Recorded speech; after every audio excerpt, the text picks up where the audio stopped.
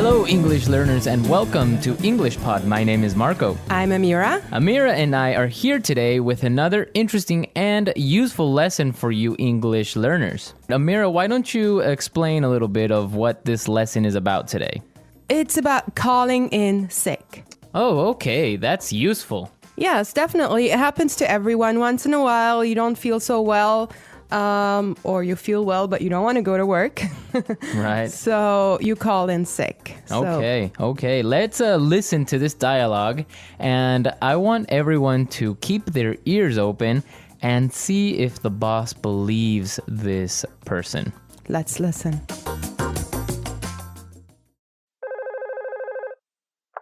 Hello, Daniel speaking. How may I help you? Hi, Daniel. Julie here. Oh, hi, Julie. How are you? Actually, I'm feeling quite ill today. Oh, I'm sorry to hear that. What's wrong? I think I'm coming down with the flu. I have a headache, a sore throat, a runny nose, and I'm feeling slightly feverish. I see. So you're calling in sick. Yes, I was hoping to take the day off to recover. Okay, then. Try and get some rest.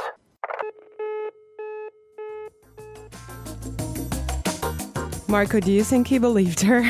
No, I don't think he believed her. He didn't sound really convinced. Yes, and Julie didn't sound really sick, huh? Exactly. Well, we have some really good vocabulary here. Amira, why don't you begin with the first one? The first phrase I've chosen for you is a very, very useful one. I'm feeling quite ill today. I'm feeling quite ill today.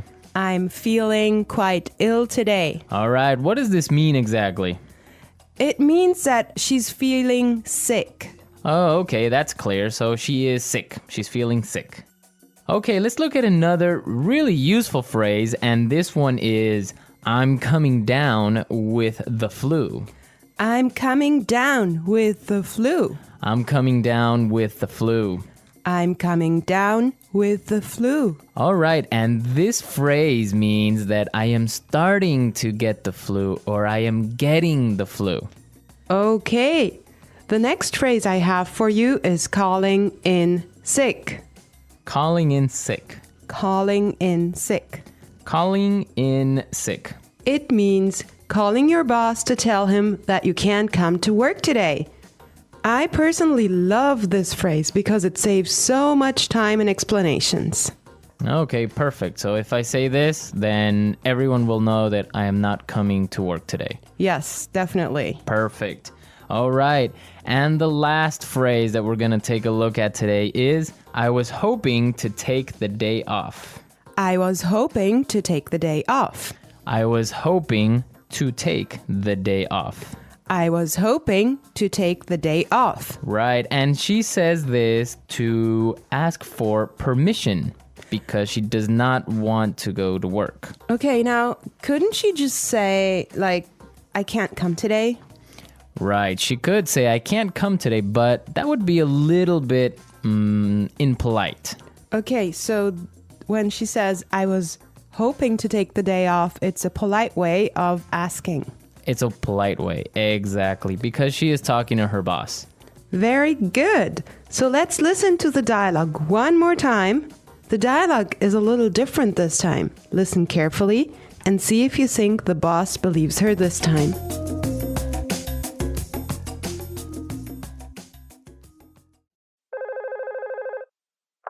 Hello, Daniel speaking. How may I help you? Hi, Daniel. Julie here. Oh, hi, Julie. How are you? Actually, I'm feeling quite ill today. Oh, I'm sorry to hear that. What's wrong? I think I'm coming down with the flu. I have a headache, a sore throat, a runny nose, and I'm feeling slightly feverish. I see. So you're calling in sick? Yes, I was hoping to take the day off to recover. Okay, then. Try and get some rest.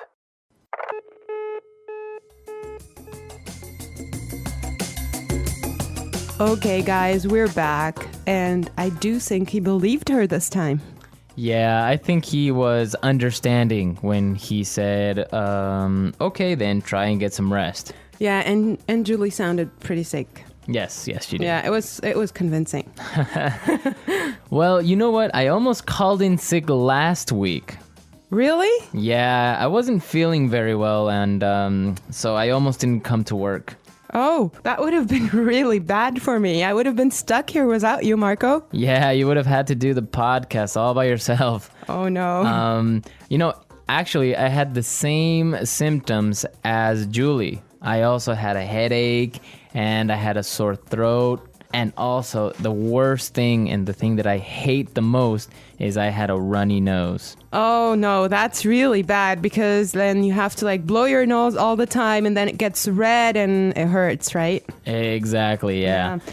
Luckily, I didn't have a fever, though.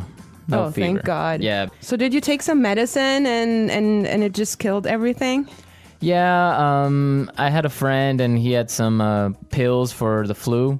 And he just gave me a couple and I felt better in about 2 days. Oh, great. Well, so guys, let me tell you about a very funny thing that really happens in real life in Egypt. What story do you have for us today?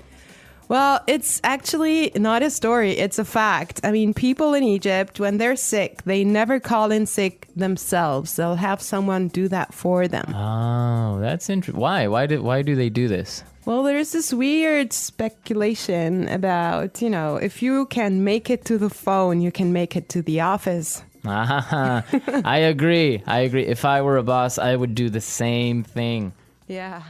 Are you ready to improve your English listening and speaking skills? Have you ever struggled to understand native speakers in real-life situations? Or maybe you want to express yourself more clearly and confidently in conversations. In today's episode, we are going to help you do just that. If you're new here, we upload daily episodes to help you improve your English naturally. In this episode, you will hear real-life stories with useful vocabulary and expressions. Listening to these stories will help you understand English in everyday situations. And by repeating the phrases, you will improve your speaking skills, too. Let's start with a simple question. Have you ever had a moment when you misunderstood someone in English? Imagine ordering food at a restaurant, but the waiter doesn't understand what you're saying. Or talking to a coworker, but missing an important detail in the conversation. These situations can be frustrating, right?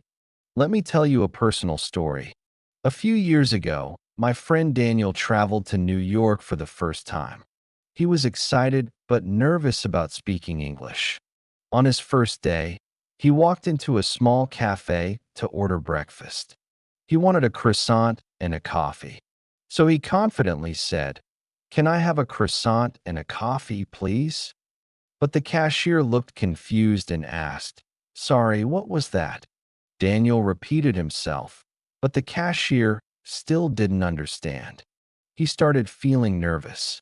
Then another customer stepped in and said, "He means a croissant."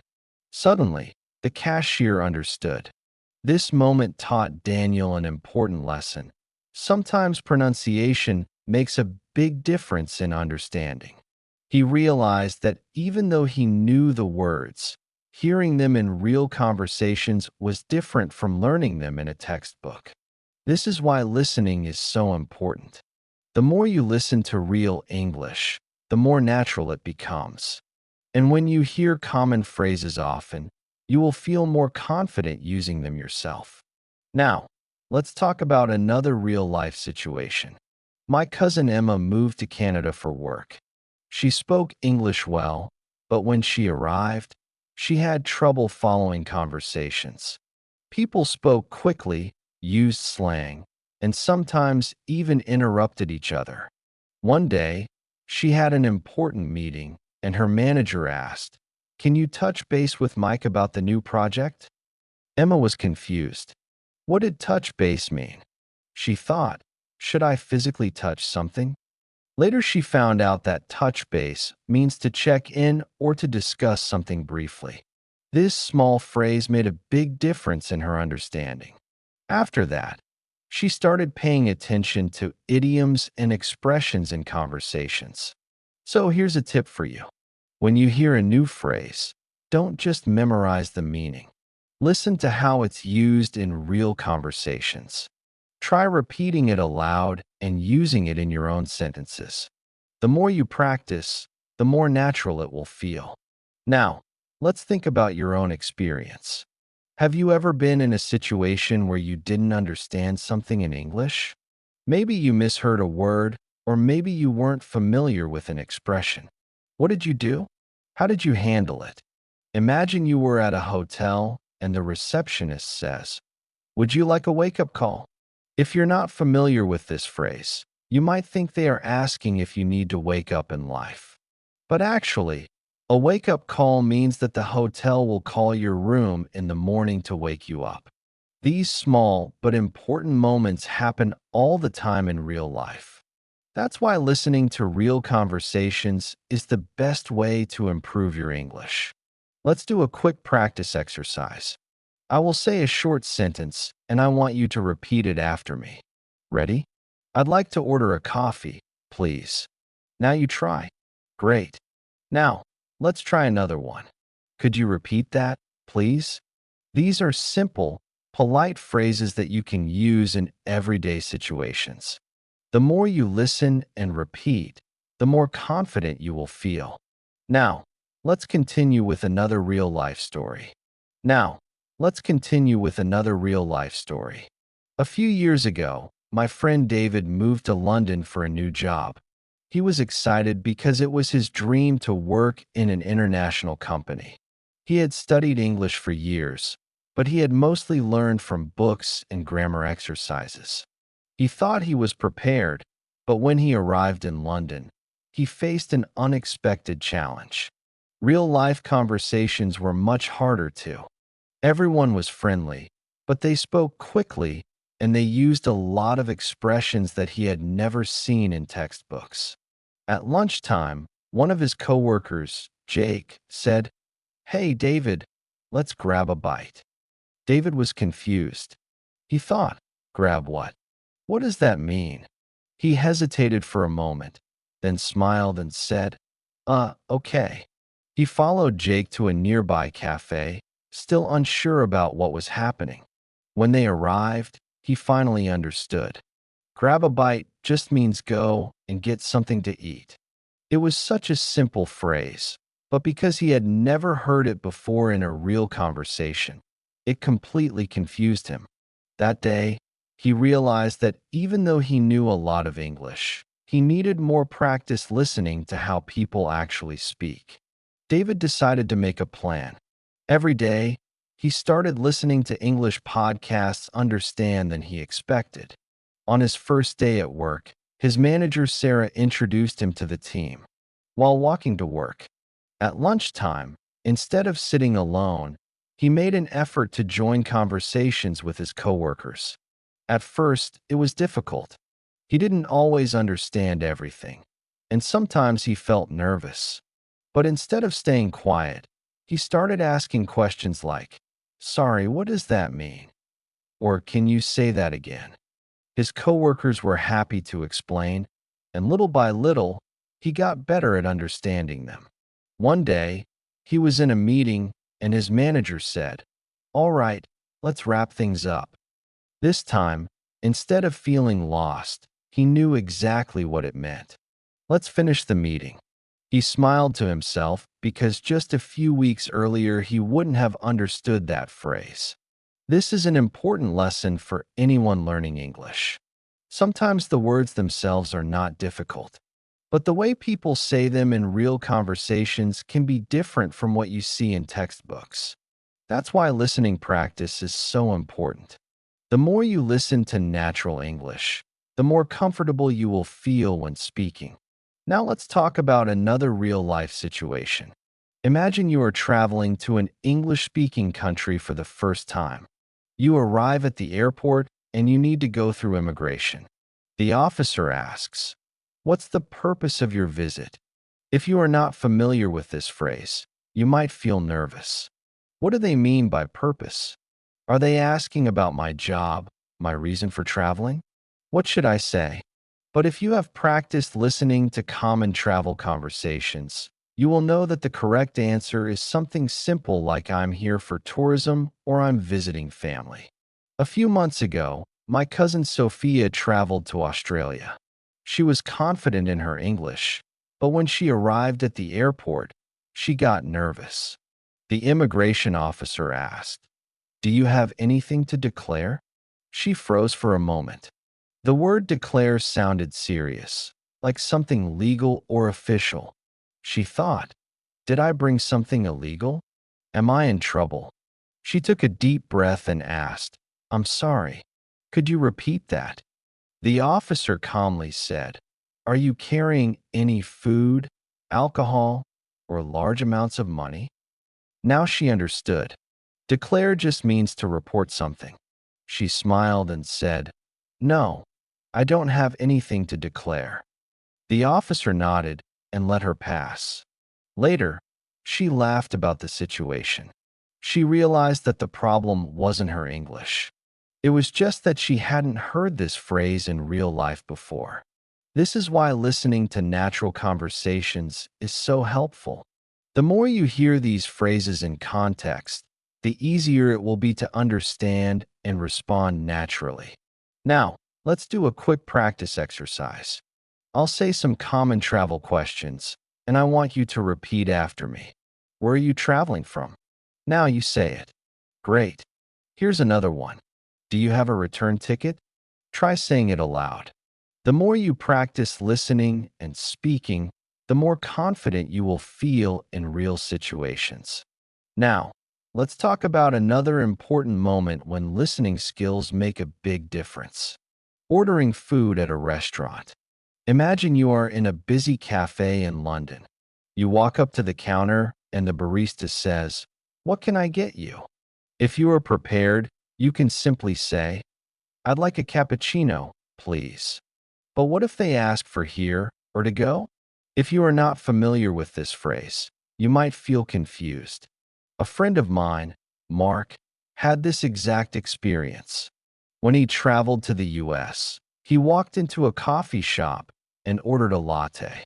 The cashier asked, "For here or to go?" He hesitated. He had never heard this phrase before. He guessed that to go might mean take away, so he said to go. Luckily, he was right. But at that moment, he felt nervous because he wasn't 100% sure. After that, he started listening carefully to how people ordered food and drinks. He noticed that in the US, people often say, "Can I get it?" instead of "I would like." He also learned that "that'll be" is a common way for cashiers to tell you the total price. For example, the cashier might say that'll be $550. If you don't know this phrase, you might not realize they are telling you the price. But once you hear it a few times, it becomes natural. This is why real-life listening is so important. The more you hear these phrases, the more confident you will feel when speaking. Now let's practice. I'll say some common phrases you might hear in a cafe. Repeat after me. What can I get for you now? You say it. Great. Here's another one. That'll be $5.50. Try saying it aloud. When you listen and repeat, your brain gets used to the sounds of English and speaking becomes easier. Now, let's continue with another real-life example. Let's continue with another important area where listening and speaking skills make a big difference. Making small talk. Small talk is the kind of casual conversation you have with people in everyday situations, like when you meet someone new or when you're waiting for a bus. It's a skill that can feel difficult at first, but once you practice it, it can become one of the most valuable ways to improve your fluency in English. A few months ago, my friend Maria, who is from Spain, moved to an English-speaking city for work. She had studied English for many years, but she was nervous about speaking with strangers, especially when it came to making small talk. She thought that small talk wasn't as important as knowing grammar and vocabulary, but she quickly realized that it was a huge part of everyday life. Her first week at work was a bit stressful. At lunch, her colleague John invited her to join him and a few others in the break room. Maria was unsure what to say. She didn't know these people very well, and she was afraid that she might say the wrong thing. When they sat down to eat, John asked, "So, how was your weekend?" Maria froze for a second. In Spain, people often talk about what they did over the weekend, but she didn't know if she should share something personal or keep it simple. She finally decided to say, "It was good. I went to the park with my family." That was a safe answer, right? But then John smiled and said, "That sounds nice. What did you do at the park?" Maria realized that this was just like asking someone about their hobbies or interests. It wasn't a deep conversation. It was just a way to connect. Over the next few days, she became more comfortable with small talk. She started asking her coworkers questions like, "Do you like the weather here?" Or "What do you like to do in your free time?" And she was surprised at how easy it became. Through these simple conversations, Maria realized something very important. Small talk isn't just about talking. It's about connecting with people. The more you practice, the more natural it becomes. And when you listen carefully, you learn useful phrases and expressions that help you speak more naturally. For example, when John asked about Maria's weekend, he didn't say, "What did you do over the weekend?"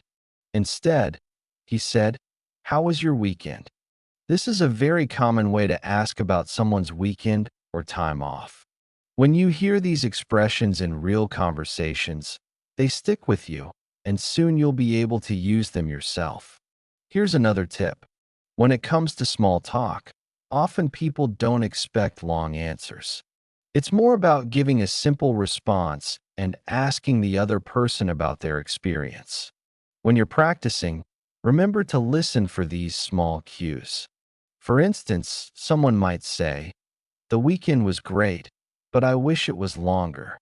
This shows that they're offering a bit of information, but they're also leaving space for you to share your experience, too.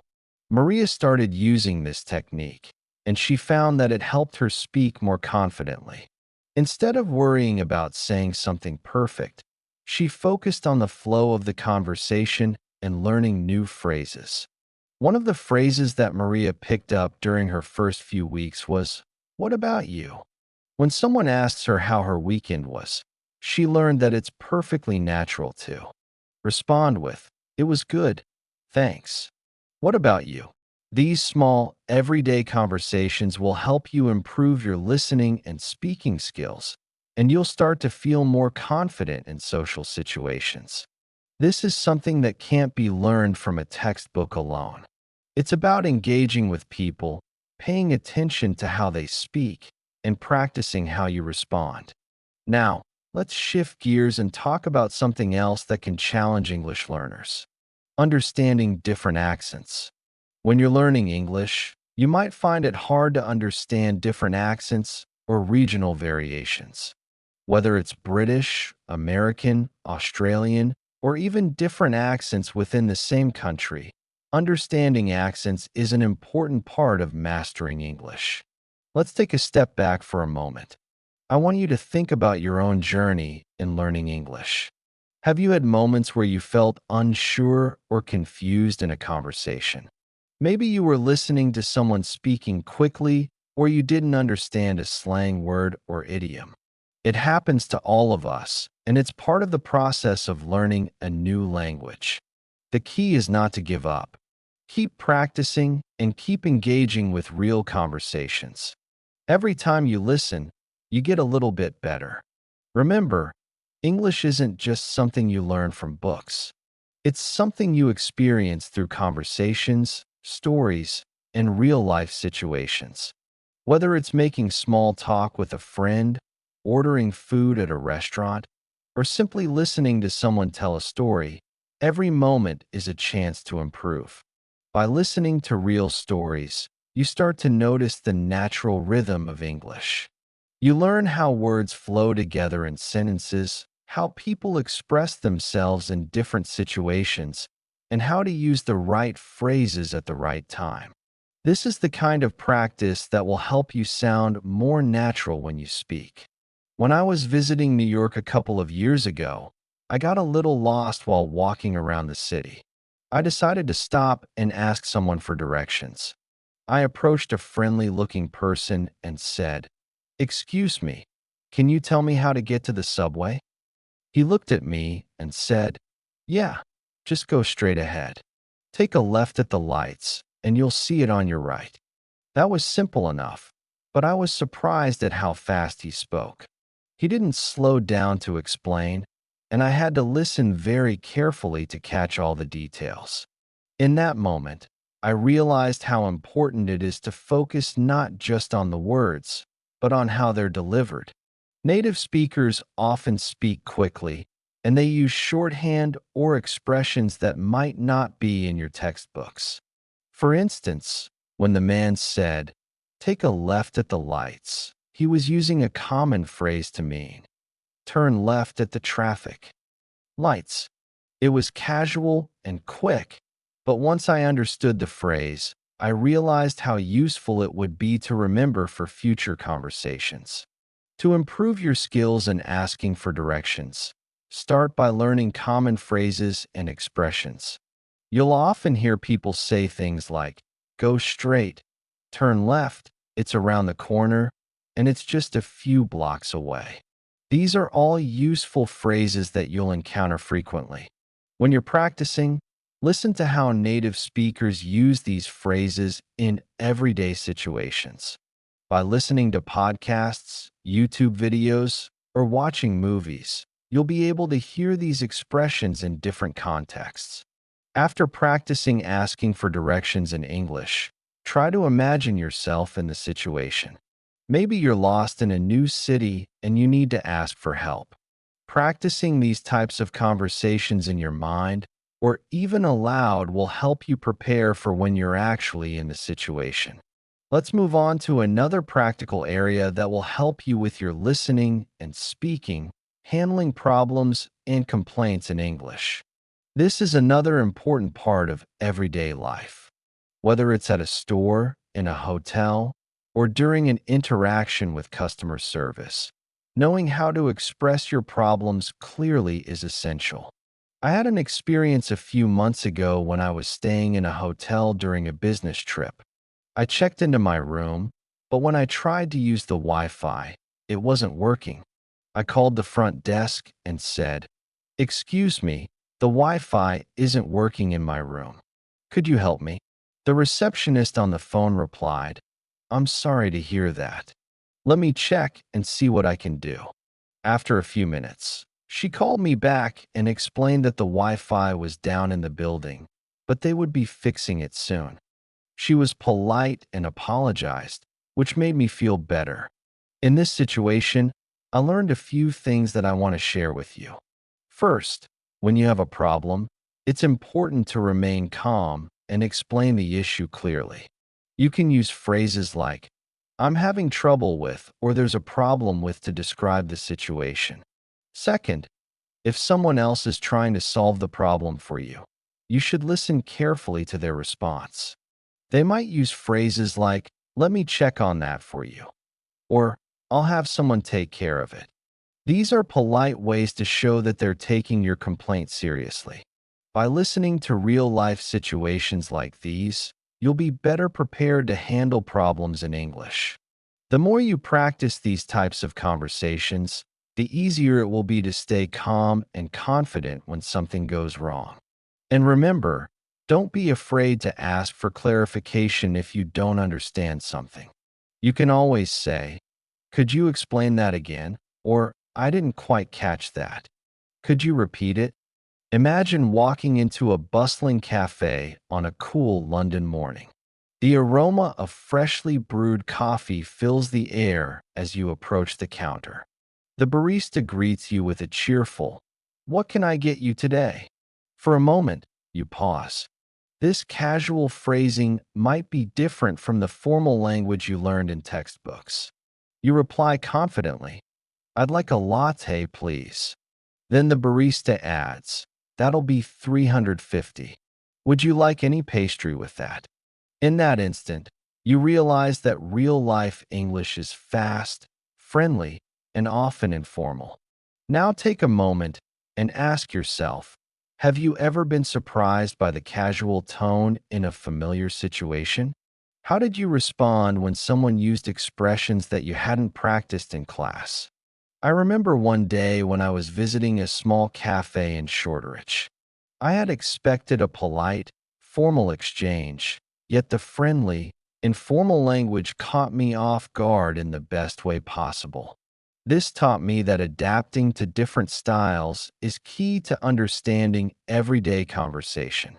To practice, try imagining yourself in that cafe. Visualize hearing, "What can I get you?" and responding with your order. Repeat these phrases aloud until they feel natural and become a part of your active vocabulary. Let's move on to another common scenario: asking for directions in a busy city. Picture yourself in New York City, surrounded by the hum of traffic and the chatter of pedestrians. A few years back, I found myself wandering the vibrant streets of Manhattan, trying to reach a well-known museum. I approached a local and asked, "Excuse me, could you please tell me how to get to the Metropolitan Museum of Art?" The local replied, "Sure, just go straight for 2 blocks, then turn left at the big intersection, and you'll see the museum on your right." Listen carefully to this exchange. Notice the clear, concise instructions given quickly. Ask yourself, have you ever been in a situation where someone spoke too fast or used unfamiliar phrases when giving directions? How did you handle it? If you're not sure, consider practicing by repeating the directions aloud. Straight for 2 blocks left at the intersection, museum on the right. Repetition builds your confidence in both understanding and using these everyday phrases. Now, let's explore the art of making small talk, a fundamental part of building relationships in both personal and professional settings. I recall an afternoon at a local community event in London where I met a gentleman named Alex. He started our conversation with a simple, "Lovely weather today, isn't it?" I responded, "Yes, it's a beautiful day. I love how the sunshine brightens everything."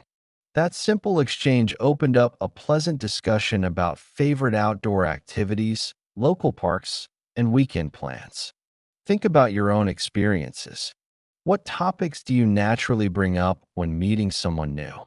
Practice small talk by asking questions like, "How are you today?" or "What have you been up to lately?" The more you practice, the easier it becomes to keep a conversation flowing. Now, let's add another layer by considering professional settings. Imagine you're in a virtual meeting with colleagues from around the world. Your manager might say, "Let's circle back to that point later." At first, you might wonder what circle back means. In this context, it simply means to return to a topic later in the discussion. When you encounter unfamiliar phrases in meetings, jot them down and ask for clarification if needed. Reflect for a moment. Have you ever been confused by business, jargon, or idioms? Practice by repeating phrases like "circle back" until they become second nature. Next, consider the challenges of phone conversations. Unlike face-to-face talks, you rely solely on audio cues. I once made an important call to resolve an issue with my internet connection. The customer service representative, John, said clearly, "Can you please describe the problem you are experiencing?"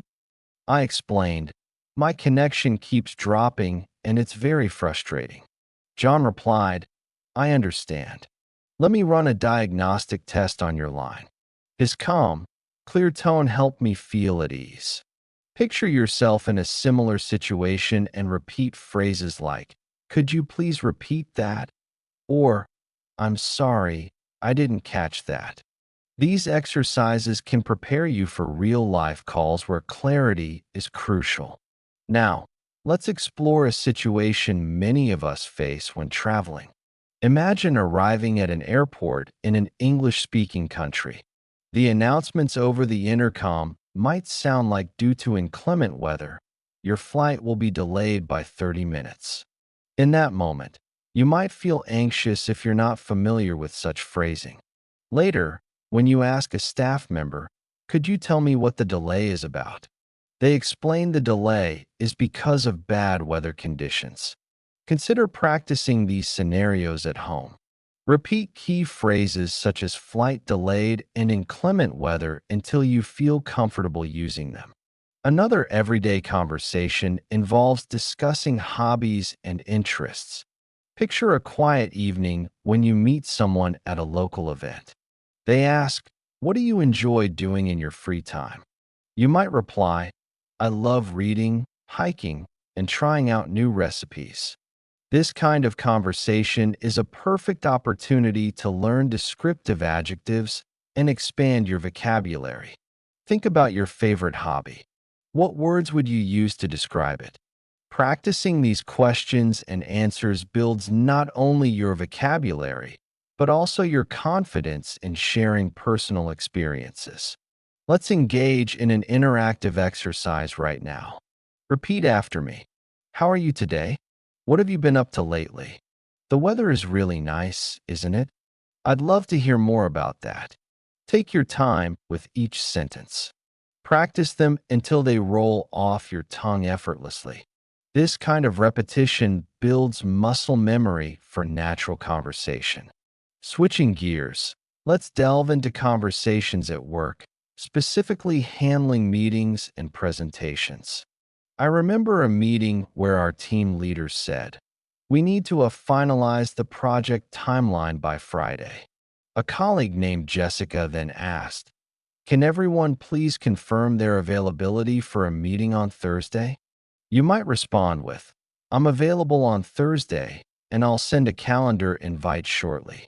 Reflect on this dialogue. Notice how clear, concise language is used to coordinate plans.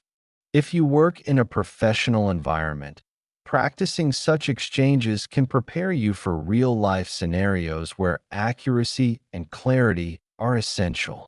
Another memorable experience was during a business conference call. The host said, "Let's wrap up the discussion and summarize our key points." At that moment, I repeated the sentence in my head to make sure I understood. After the call, I reviewed the phrases wrap up, summarize, and key points. These are common in professional settings. Ask yourself, how many times have you encountered these expressions in meetings? Now is a great time to practice them. Say them aloud until they become part of your working vocabulary. Let's consider a more challenging scenario: interacting with service providers when something goes wrong. Imagine you've booked a hotel room and find that the Wi-Fi isn't working. You call the front desk and say, "Excuse me, the Wi-Fi in my room isn't working. Could you please help me?" The receptionist responds, "I'm sorry for the inconvenience. Let me check on that for you." This exchange uses straightforward language, but it's crucial to speak clearly and listen carefully. Think about how you would handle a similar situation. Practice these key phrases and consider recording yourself to see where you might improve. Now, picture yourself in a local market in Australia. A vendor enthusiastically shouts, "This is a Ripper deal." At first, you might wonder what Ripper means. Later, you learn that it is Australian slang for excellent or fantastic. This is a prime example of how listening to real-life conversations teaches you regional vocabulary and idioms that you might not find in a textbook. Reflect on any slang or idiomatic expressions you've heard recently. Write them down and try using them in your own sentences. Over time, these expressions will become a natural part of your speech. Another engaging scenario involves social gatherings with family and friends. Imagine sitting around a dinner table where everyone is sharing stories about their day. One relative asks, "What was the best part of your day?" You respond, "I had a wonderful conversation with a new friend at the cafe." This warm, informal exchange is common in family settings. Think about the simple yet powerful words you use during these conversations. Words like wonderful, enjoyable, and delightful. Practicing these expressions in a relaxed setting builds your confidence and reinforces your natural speaking style. Now, let's talk about the role of digital communication in modern English practice.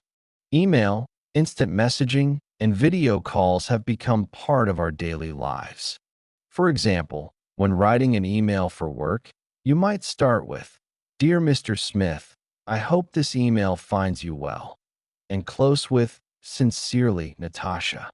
On the other hand, when texting a friend, you might simply write, "Hey, are we still on for dinner tonight?"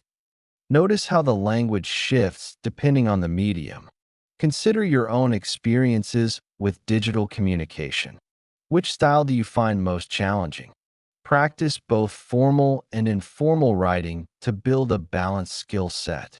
Let's move on to a scenario involving cultural events.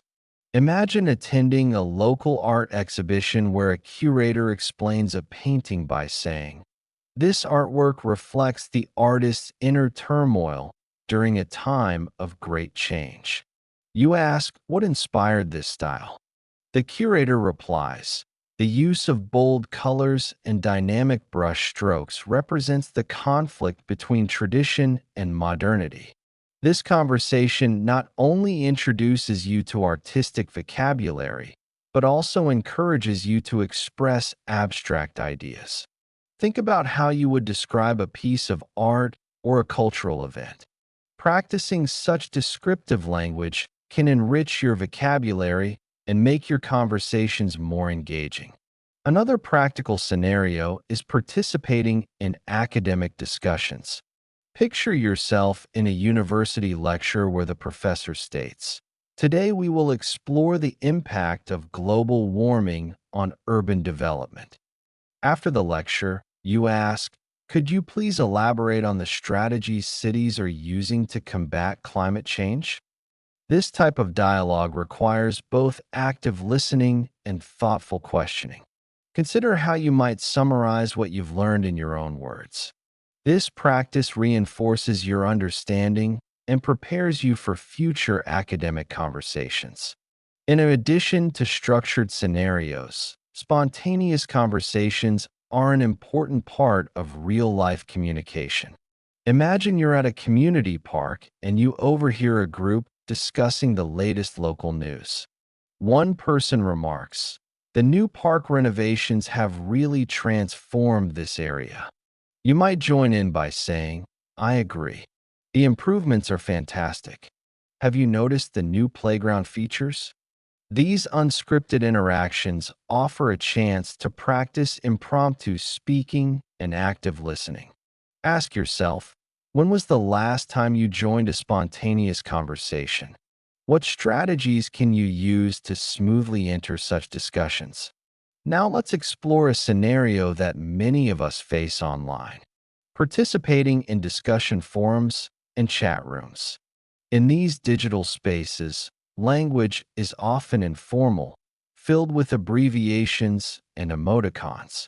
You might see a post like, "Has anyone tried the new cafe downtown? It's lit." Even if the language is casual, it still provides insights into current slang and conversational style. Spend some time browsing online groups or forums in English. Observe the way people interact and try to incorporate some of these expressions into your own spoken or written communication. Consider also the challenge of handling disagreements or misunderstandings in conversation. Even with clear language, miscommunications can occur.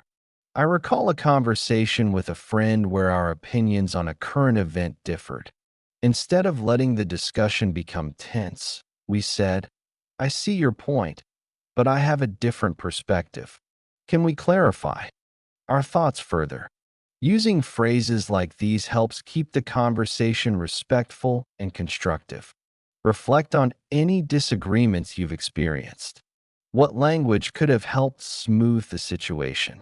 Practice using such phrases in role playing exercises with a friend, or recording yourself until they feel, let's now shift to another rich source of language practice.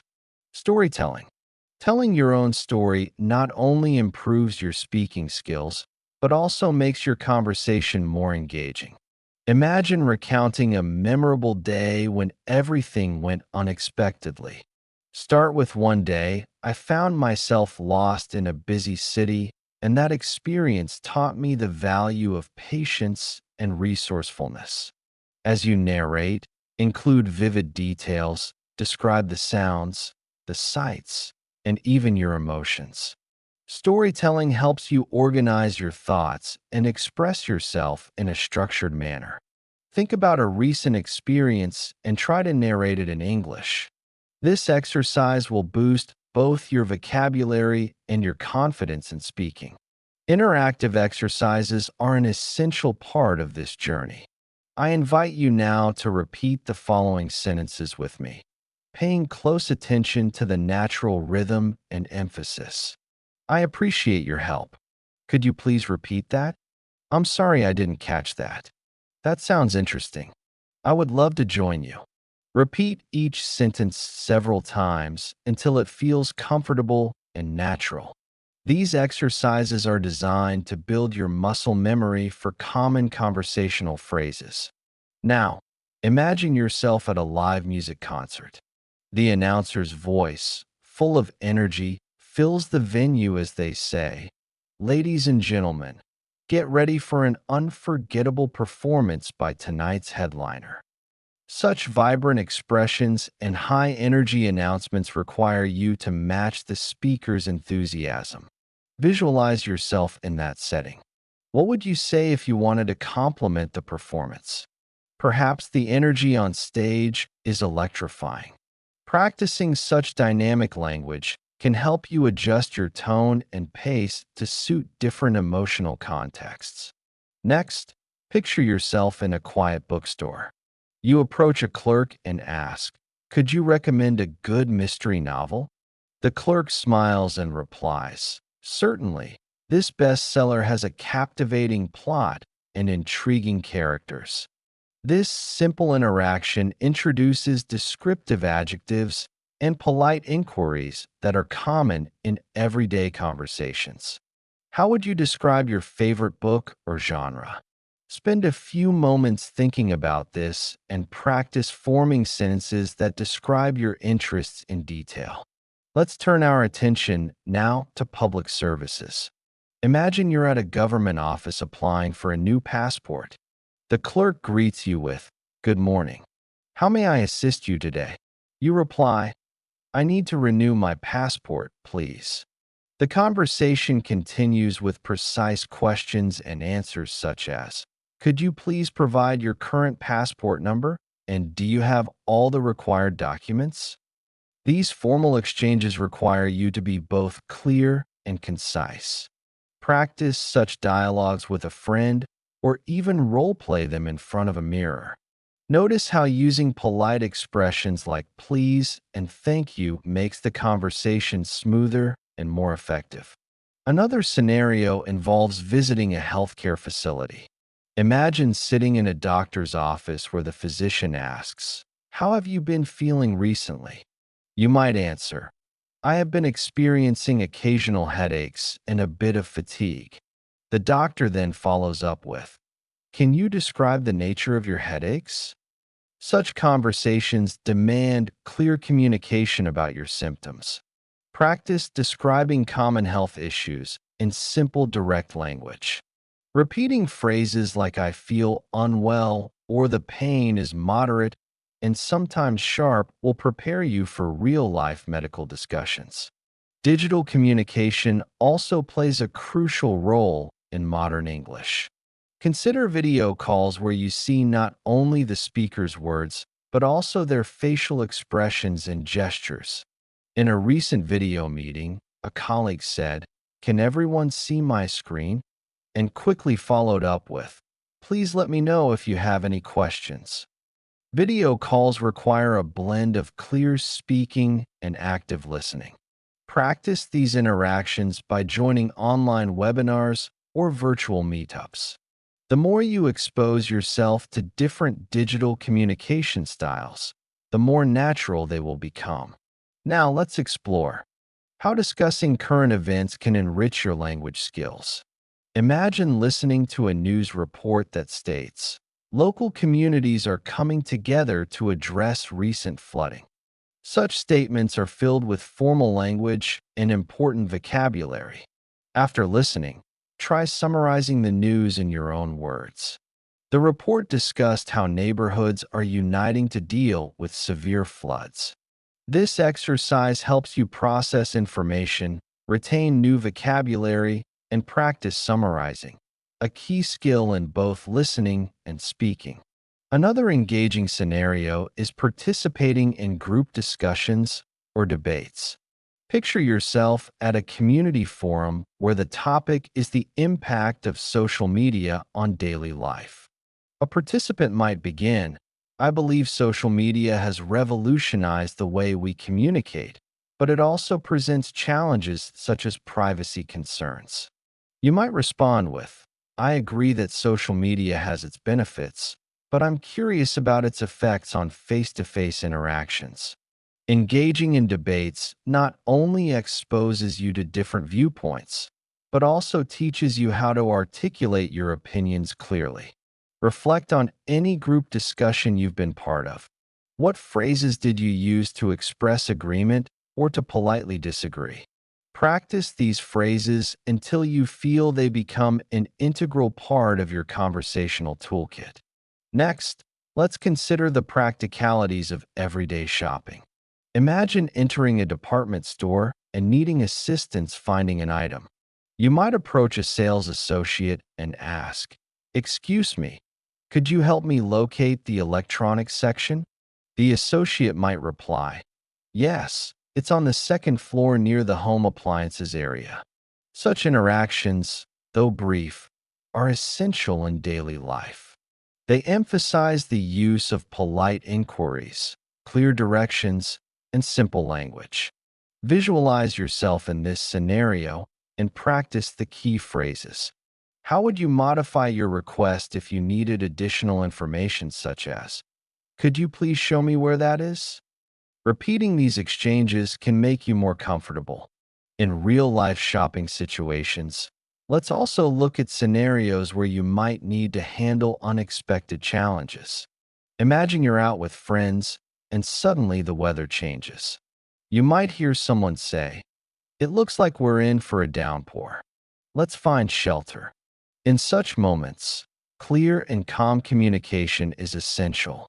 You might add, "I'll grab my umbrella," or ask, "Does anyone know where we can take cover?" These spontaneous conversations require you to be quick on your feet. Reflect on any unexpected situations you've encountered. How did you communicate in the moment? Practice these scenarios with a friend so that when the time comes, you feel ready to respond confidently. Consider next a scenario involving a friendly debate on a lighthearted topic, such as discussing favorite cuisines. Imagine sitting at a dinner party where someone remarks, "Italian food is the best because of its rich flavors and variety." You might respond, "I love Italian food, too, but I'm also fond of the spicy kick of Thai cuisine." This type of dialogue helps you practice comparing ideas and expressing preferences. Notice the language used. Words like rich, variety, spicy, and fond add color to your conversation. Ask yourself, which adjectives do you commonly use when describing food or other interests? Practice crafting sentences that incorporate these descriptive words to enhance your communication. Let's now transition to scenarios that involve nonverbal cues and body language. Even though our focus is on listening and speaking, nonverbal elements play a key role. Picture a conversation where a friend is explaining an exciting news story. Even if you cannot see them during a phone call, imagine how their tone of voice conveys excitement. Their laughter, the slight pause before a punchline, and the change in pitch all signal their emotions. While practicing on your own, try to incorporate these elements. Smile as you speak and notice how your tone changes even without a visual. Cue these subtleties make your speech more engaging and natural. We have now reached a point where each scenario builds upon the previous one, enriching your understanding of real-life English. As you continue your practice, remember that every conversation is a stepping stone on your journey toward fluency. The everyday interactions we've discussed, from ordering food and asking for directions, to engaging in professional meetings, participating in cultural events, and even handling unexpected situations, each offer valuable opportunities to practice and improve your listening and speaking skills. Imagine your future self confidently navigating any situation, whether you're conversing with a stranger in a cafe or leading a meeting at work. Visualize the progress you will make by immersing yourself in these varied scenarios, practicing key phrases, and learning from every interaction. The more you expose yourself to natural, authentic English, the more intuitive your responses will become. Let's now explore even more nuanced interactions and advanced conversational techniques. Picture a lively dinner party hosted by a close friend. The host welcomes everyone by saying, "I'm thrilled that you all could join me tonight. Let's raise a toast to friendship and new beginnings." Conversations buzz around the table. Guests share stories about their day, debate current events, and reminisce about old times. In one corner, someone remarks, "This meal is absolutely delicious, a real feast for the senses." In another, a discussion unfolds about travel experiences and future plans. Notice the shift in language from casual greetings to more expressive, detailed narratives. How would you describe such an experience in your own words? Practice forming sentences that capture not only the facts, but also the emotions of the moment. Now consider another setting, a professional workshop where participants share innovative ideas. The facilitator starts with, "We are here to collaborate on creative solutions." One participant explains, "My idea is to develop an app that connects community members with local events." Following the presentation, the facilitator asks, "Can anyone offer feedback or suggest improvements?" This exchange encourages you to practice offering constructive criticism and expressing your opinions politely. Think about a project or idea you're passionate about. How would you explain it in a way that is both clear and engaging? Role play this conversation, focusing on clarity, organization, and the natural flow of ideas. We can also delve into the art of negotiating, an essential skill in both personal and professional life. Imagine you're at a market and wish to negotiate the price of a souvenir. The vendor says, "This item is priced at $20. You might reply, "Could you do $15? The vendor might counter, "How about $18? Engaging in such negotiations teaches you to use polite language while expressing your needs. Practice using phrases like, "Would you consider?" or "Is there any possibility of a discount?" Such exercises not only build your vocabulary, but also prepare you for real-life bargaining situations. Next, envision a scenario in which you participate in a creative brainstorming session with colleagues. The atmosphere is dynamic and ideas flow freely. A colleague suggests, "What if we try a new marketing strategy focused on social media influencers?" You add, "That's an interesting idea. Could you elaborate on how we might implement it?" The discussion evolves with each participant building on the previous idea.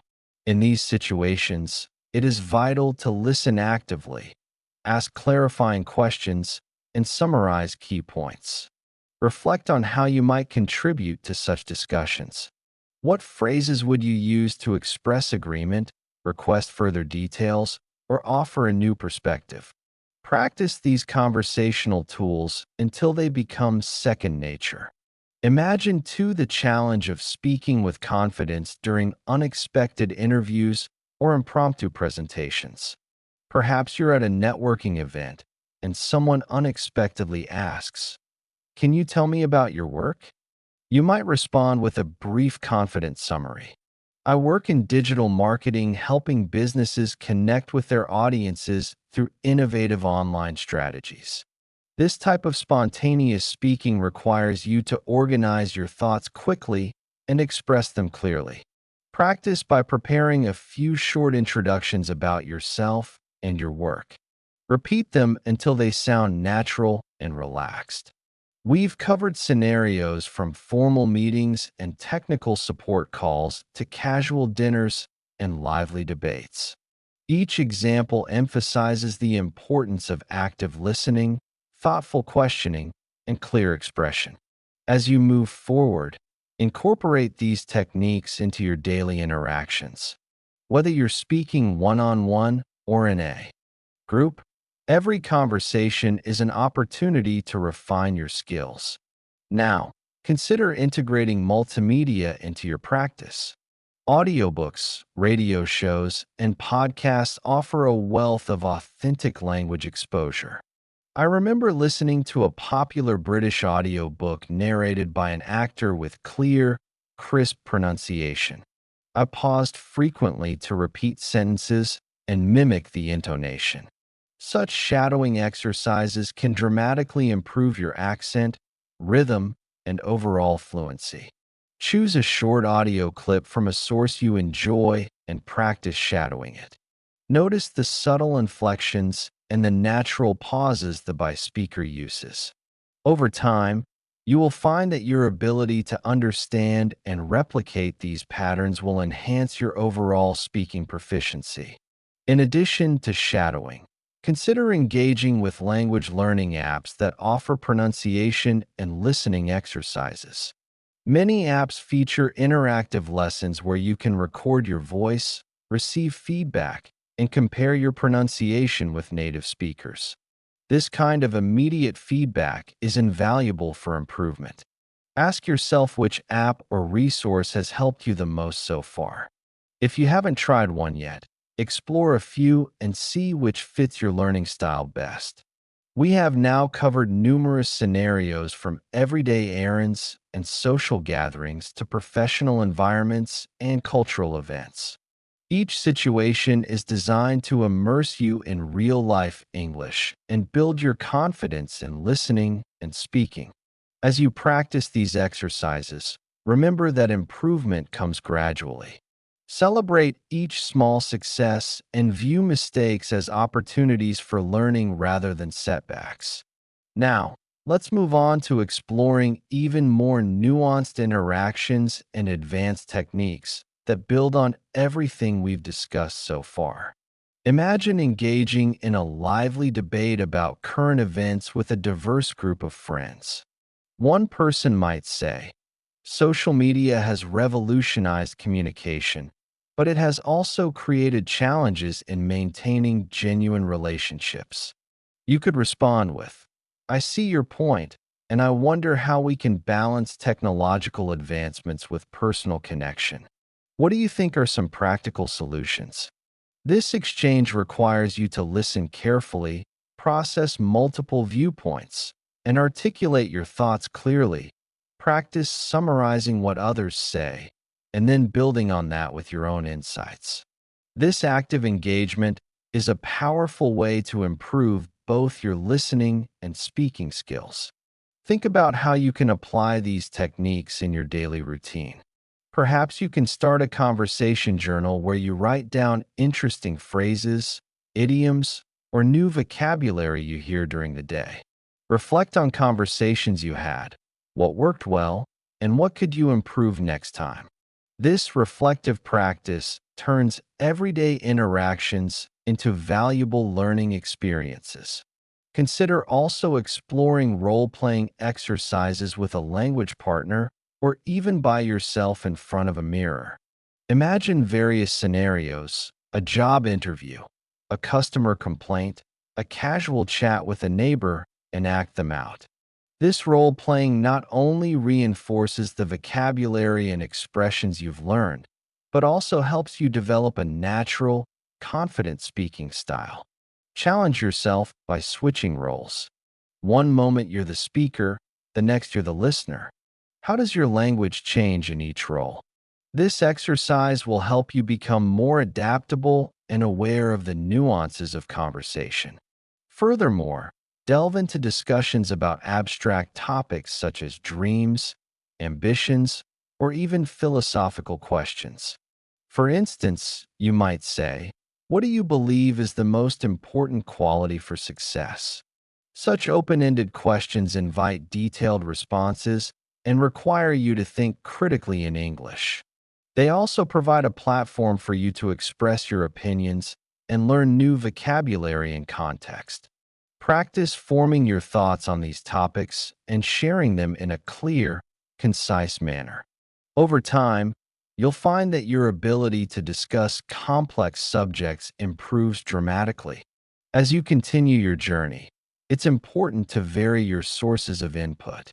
Listen to podcasts from different regions, watch interviews with speakers who have distinct accents, and read aloud from various genres, be it fiction, nonfiction, or even poetry.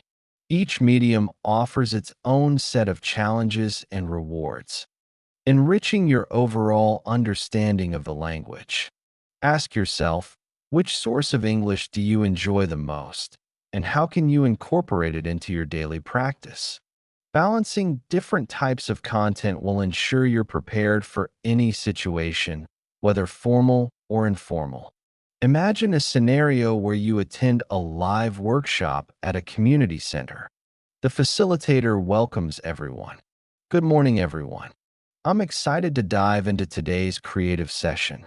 As the workshop progresses, you participate in group activities, share your ideas, and listen to others with genuine interest. You might say, "I found that exercise very inspiring. It really opened my mind to new possibilities." Reflect on how these structured yet creative environments force you to adapt your language in real time using both prepared phrases and spontaneous responses. How can you seek out more of these opportunities?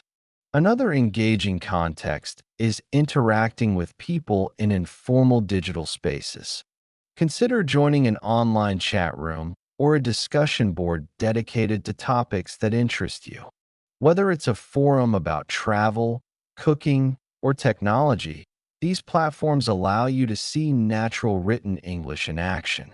They also offer a less intimidating environment to practice your language skills. Read through discussions, note down interesting phrases, and even contribute your own thoughts.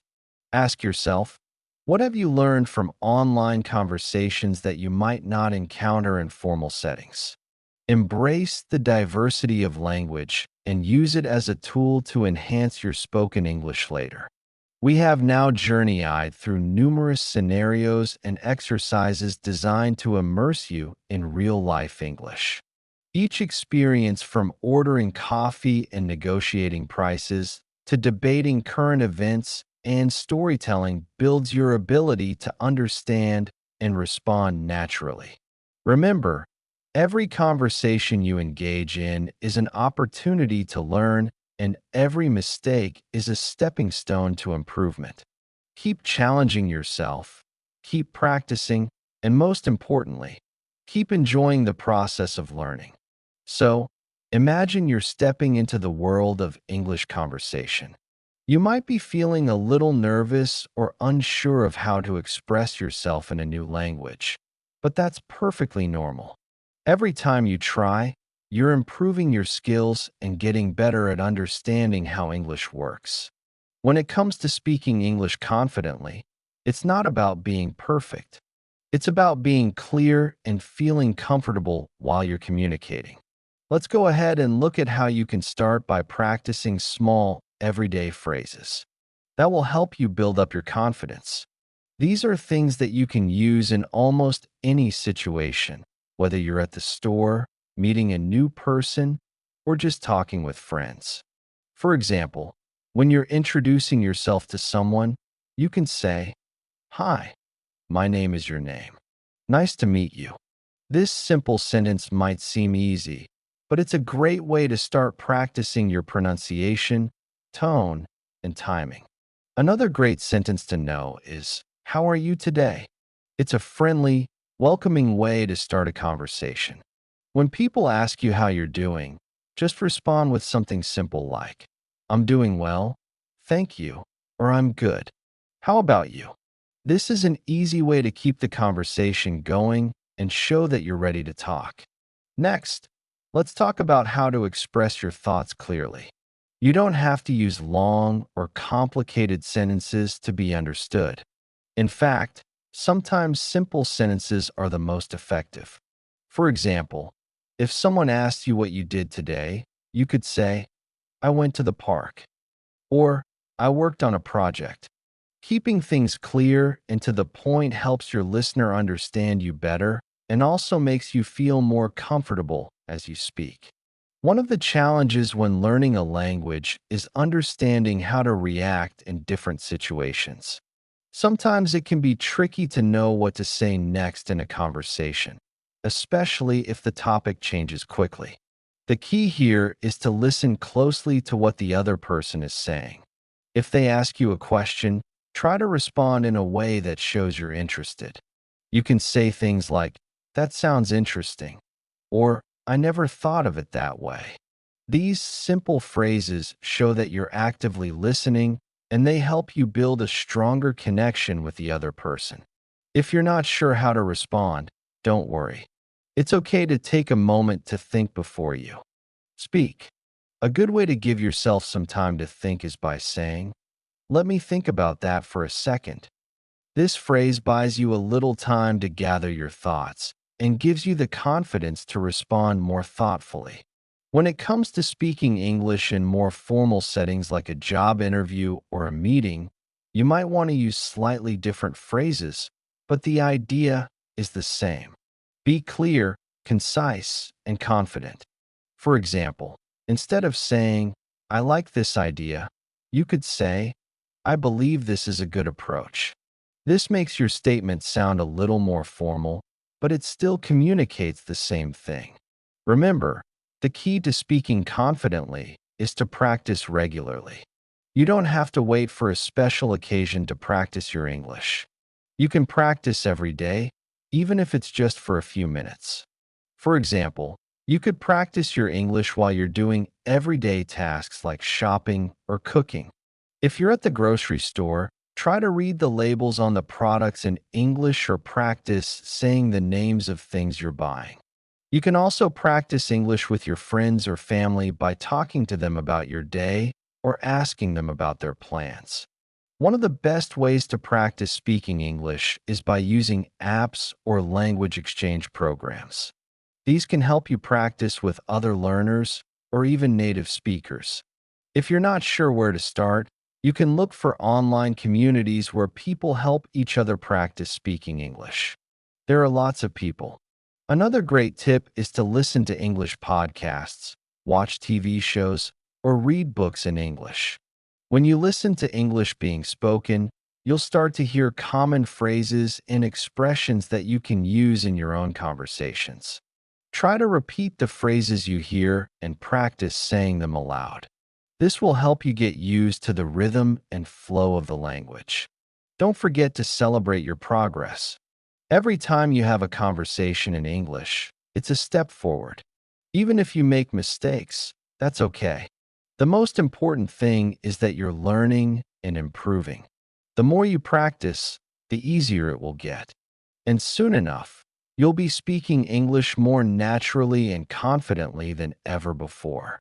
Another important part of building confidence in speaking English is finding topics that you're passionate about. If you're excited about a subject, it will be easier for you to speak about it.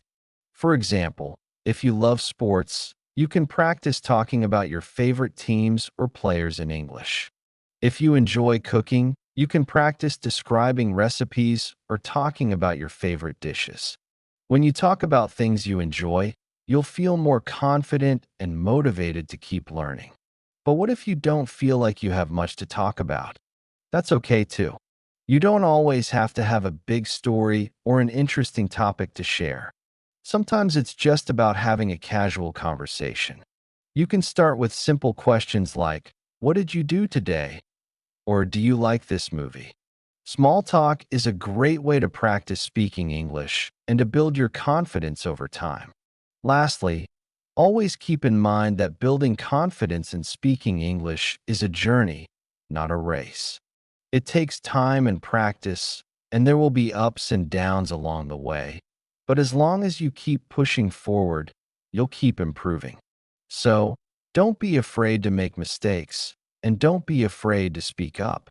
Every conversation is an opportunity to practice, and each one will bring you closer to your goal of speaking English confidently and fluently.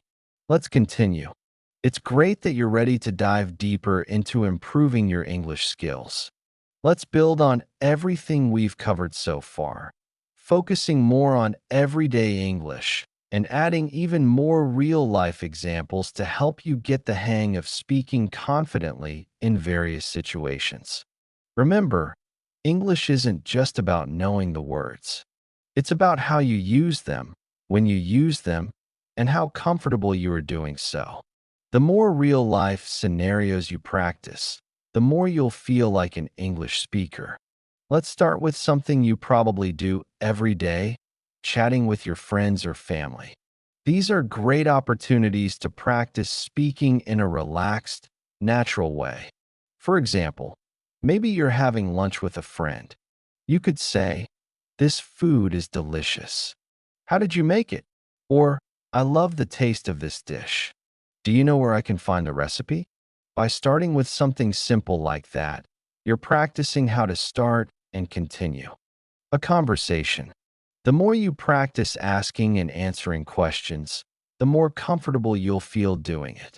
Now, let's take a look at how you can make small talk in different places. For example, at the grocery store, you might be standing in line and you could say to the person behind you, "It looks like it's going to rain today. Do you think it will?" Or, "These fruits look so fresh. Have you tried them?" You're not just practicing vocabulary. You're also practicing how to make observations and ask questions that can start a conversation.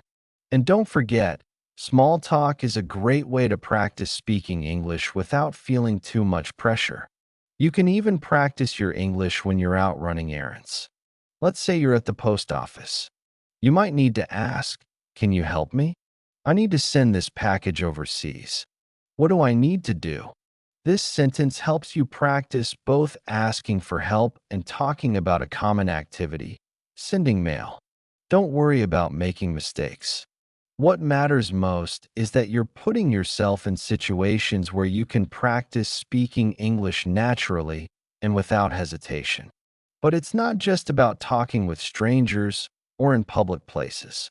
Sometimes you'll want to have deeper conversations with friends and family. When you're discussing something personal or meaningful, it's important to know how to express yourself clearly. For example, you might want to tell a friend about something exciting that happened to you. You could say, "I had an amazing weekend. I went to a concert with some friends, and the band was incredible." Have you ever been to a concert like that? Here, you're not just sharing an experience. You're also giving your friend an opportunity to share their thoughts and stories. Now, let's think about how you can practice English when you're alone. Many people struggle with this, but practicing speaking by yourself can actually be really helpful. You can read aloud from books or watch a TV show in English and try to repeat what the characters say. I know it might feel strange at first, but over time it can improve your pronunciation, rhythm, and overall fluency. Another thing you can do is talk about your day in English. For example, today I woke up early, had breakfast, and then went to work. After work, I met a friend for coffee. It was a busy day, but a good one. This is a simple way to practice forming sentences and using vocabulary in a meaningful way. As you start to gain more confidence in speaking, you might want to have conversations about more specific topics. This could be anything from sports, movies, hobbies, or current events. The goal is to expand your vocabulary and learn how to express yourself on a variety of topics. If you're talking about sports, you might say, I'm a huge fan of soccer. My favorite team is Team Name, and I love watching their games. Do you like soccer too? Or if you're talking about movies, you could ask, have you seen any good movies recently? I just watched Movie Name and thought it was amazing. One of the most important things to remember when practicing English is that it's not about using the most complicated words or phrases. It's about communicating your ideas clearly and effectively. So, don't be afraid to use simple sentences, especially when you're just starting out. For instance, I'm learning English, or I like this song might seem basic, but they're perfect examples of how to express your thoughts simply and clearly.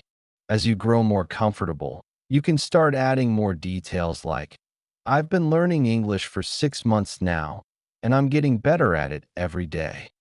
You also have to remember that every conversation is an opportunity to learn. If you make a mistake, that's fine. It's a part of the learning process. For example, let's say you were at the store and you said, how much is this? But the cashier responded with, it's $5. You might think to yourself, oh, I should have said, how much does this cost? But don't worry. Mistakes like this are natural, and they give you the chance to learn and improve. The more you practice, the more you'll start to notice how native speakers express themselves. The goal is not perfection, it's progress. Have you ever had an embarrassing moment in English? Maybe you said something wrong, or you couldn't think of the right word at the right time. That's okay. It happens to everyone, even fluent speakers.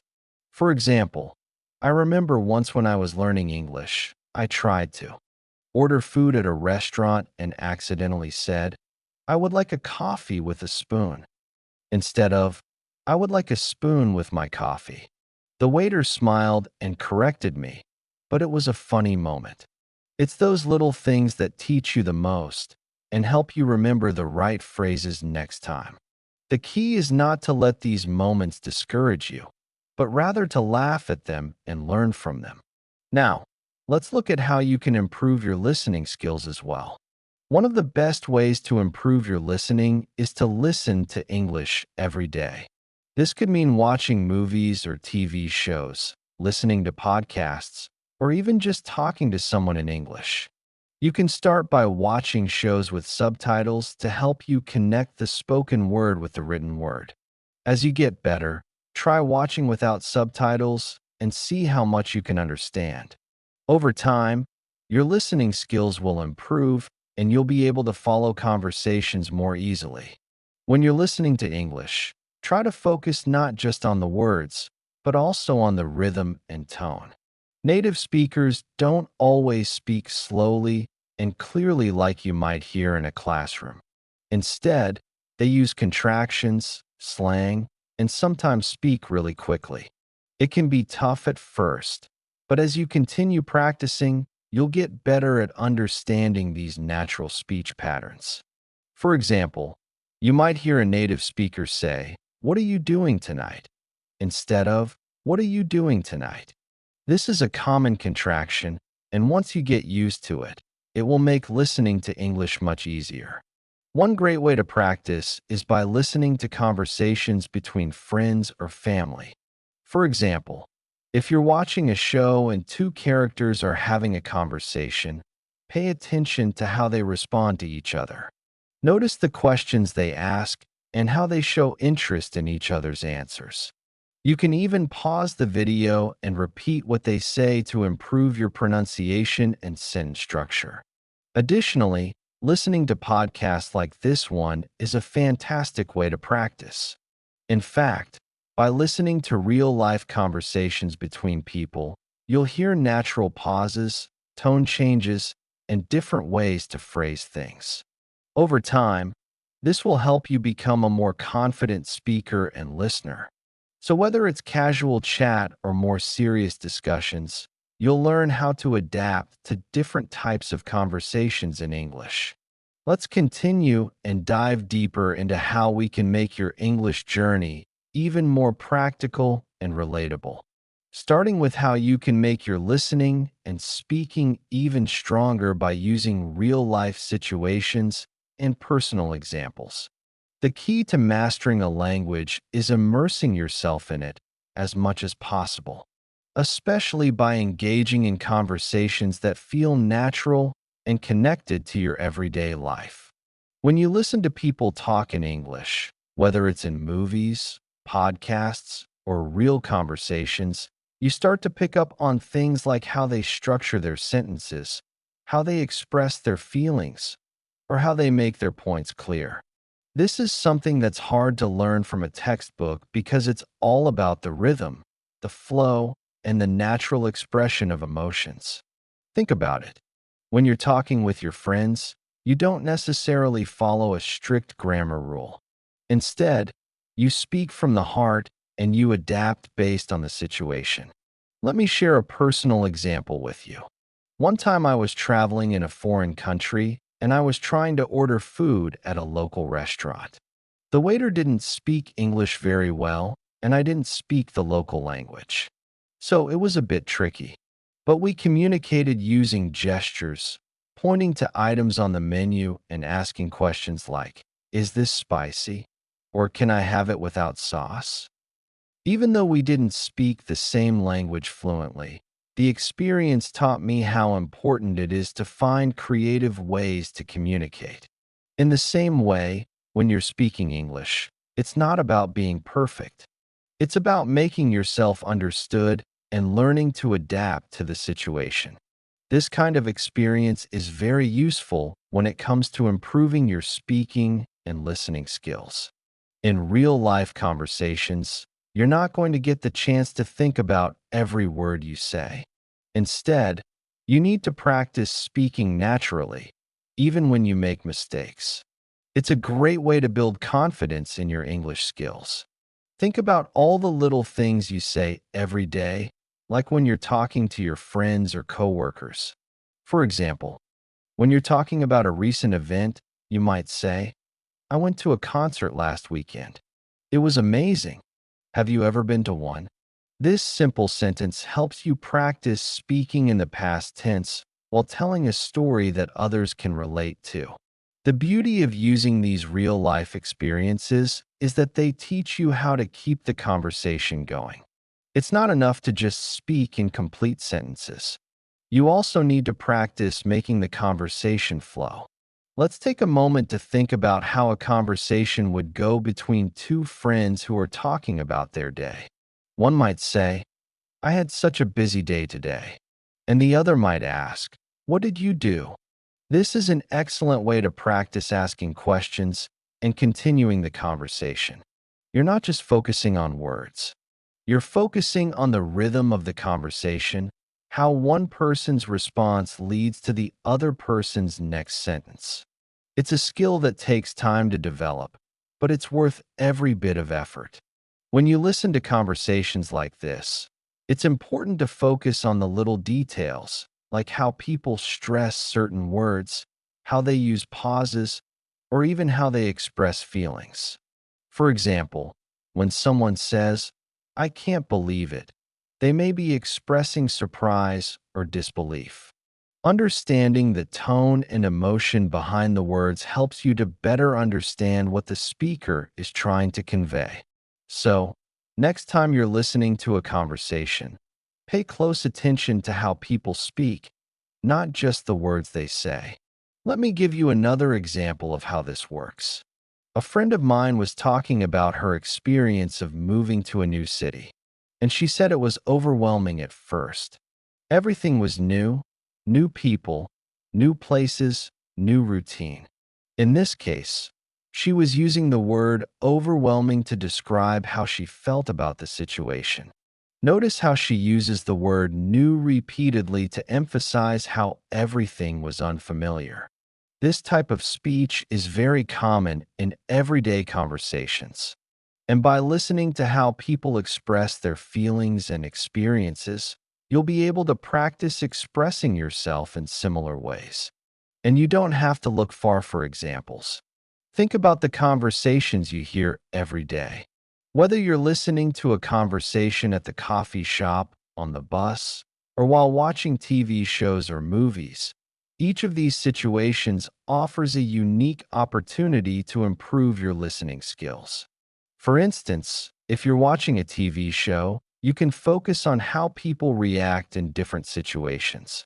How do they express surprise, frustration, or happiness?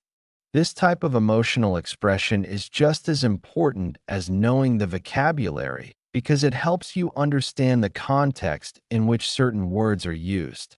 When I was learning English, I watched a lot of sitcoms to get used to how native speakers express themselves in casual, everyday situations. For example, in the show Friends, the characters often say things like, "Could you be any more dramatic?" or "It's not that big of a deal." These phrases might sound casual or even a bit funny, but they're used all the time in real conversations. By watching how they are used in context, I was able to pick up on the tone and rhythm that native speakers use when they talk informally. One of the biggest challenges for English learners is getting used to the speed at which native speakers talk. They speak much faster than you might expect, and sometimes it's hard to catch every word. But this is where real-life experiences can be incredibly useful. The more you practice listening to natural conversations, the better you'll get at understanding them. And it's okay if you don't catch every word at first. That's completely normal. The more you expose yourself to this type of listening, the more you'll start to understand the flow of the conversation.